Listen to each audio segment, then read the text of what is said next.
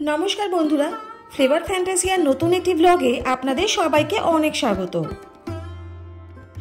दक्षिणेश्वर काली मंदिर कलकातार अदूरे गंगा नदीर तीरे अवस्थित। 1855 सालेर 31 मे स्नानयात्रा दिन जमीदार रानी राসমणि এই মন্দিরটি प्रतिष्ठा करें। এই মন্দিরে देवी कालीके भवतारिणी नामे पूजो करा हय।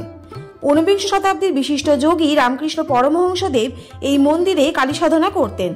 दक्षिणेश्वर कालीबाड़ी कामारहाटी उत्तर 24 परगना जिलाয় अवस्थित। कथित आछे रानी राসমणि देवी काली स्वप्नादेश पेये এই মন্দির प्रतिष्ठा करें।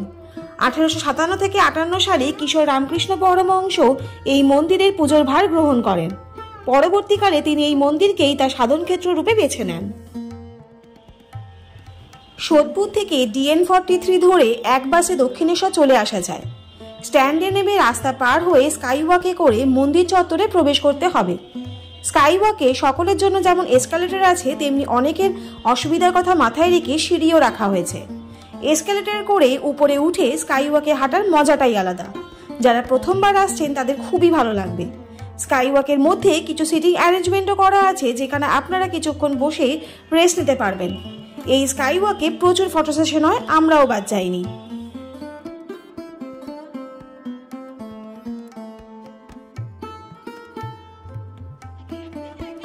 আপনারা যখন স্কাইওয়াকে হেঁটে মন্দিরের দিকে যাচ্ছেন তখন ডালার দোকানগুলো বাদিকে পড়বে। এই ডালার দোকানগুলোর রেটটা মন্দির প্রাঙ্গণে ডালা আর্কেডের থেকে কম থাকে। এখানে ডালা 20 থেকে 30 টাকা থেকে স্টার্ট হয়। কিন্তু একটাই অসুবিধা, ডালার দোকানে জুতো খুললে খালি পায়ে অনেকটা হাঁটতে হবে। আর নয়তো মন্দির প্রাঙ্গণে কাউন্টার আছে যেখানে আপনাদের টাকা দিয়ে ব্যাগ, জুতো, ফোন জমা রাখতে হবে।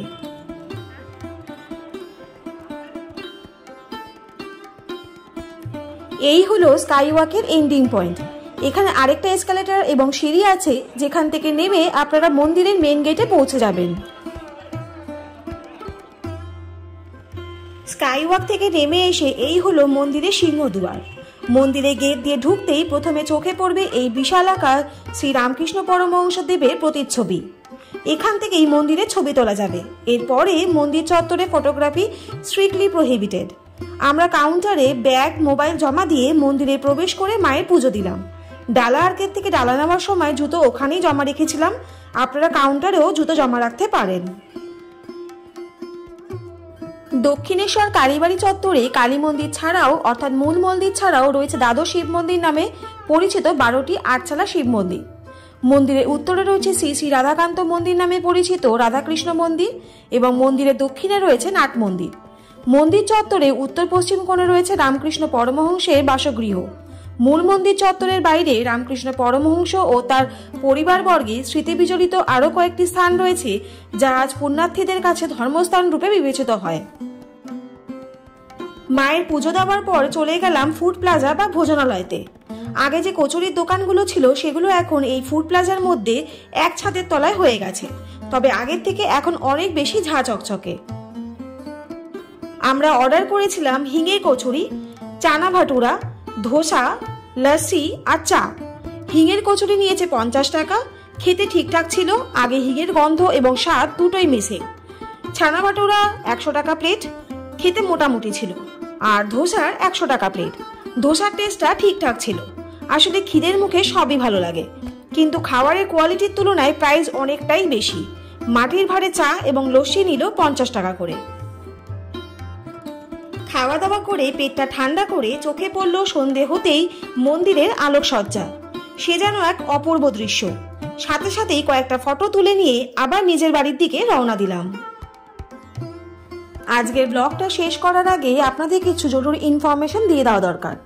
প্রথম হলো মায়ের মন্দির ওপেনিং এবং ক্লোজিং টাইম। মন্দির খোলার সময় হলো সকাল 6:30 থেকে দুপুর 12:30 এবং দুপুর 3:30 থেকে সন্ধ্যে 7:30 পর্যন্ত।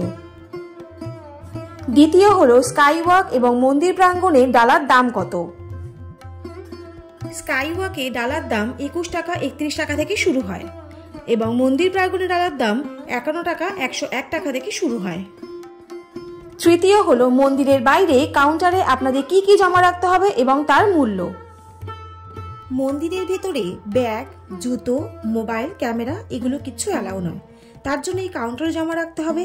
আর তার মূল্য হলো ব্যাগ রাখলে 10 টাকা, জুতো 3 টাকা এবং মোবাইল 3 টাকা।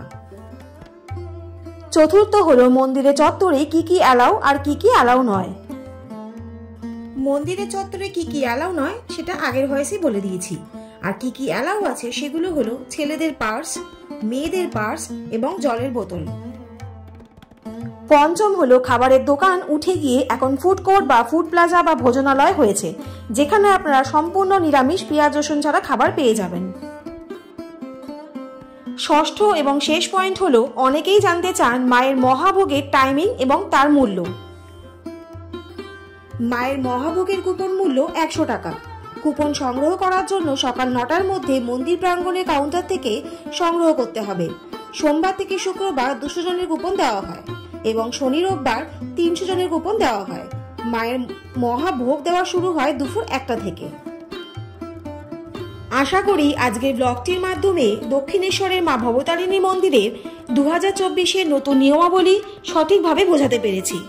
তাহলে আজকের ব্লগটা আপনাদের কেমন লাগলো অবশ্যই কিন্তু কমেন্ট করে জানাবেন।